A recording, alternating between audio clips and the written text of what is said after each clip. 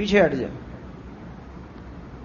اللہ کی رحمت آپ کے ساتھ ہو جائے گی اور وہ اللہ کے غضب میں، غصے میں، اللہ کی ناراضگی میں وہ آ جائیں گے. آپ پیچھے ہٹ جائیں، آپ نہیں لڑیں، چھوڑ دیں اپنا.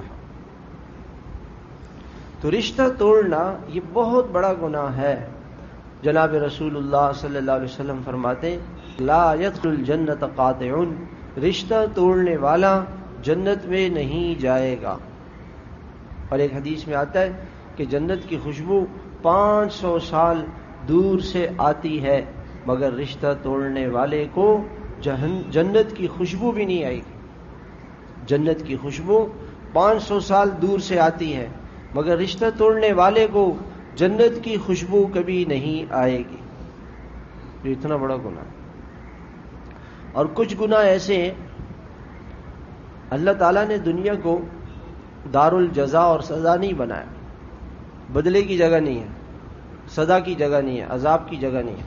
یہ تو امتحان کی جگہ ہے. مگر کچھ گناہ ایسے ہیں ان کا ریئیکشن فوراً ہوتا ہے. جیسے کچھ دوائیاں ایسی ان کا ریئیکشن فوراً ہو جاتا ہے، فوراً. تو اس گناہ کا صلہ رحمی کو توڑنے کا جو گناہ ہے اس کا ریئیکشن فوراً ہوتا ہے اور دنیا میں ہوتا ہے، اور دنیا میں پریشانیاں شروع ہو جاتی ہیں. کہیں نہ کہیں جو ہمارے ساتھ رکاوٹیں، پریشانیاں، ہم نے کہیں نہ کہیں کسی کا دل توڑا ہوا ہے اور کسی کا دل دکھایا ہے. یہ اس کا اثر ہے، دنیا میں اس کا اثر.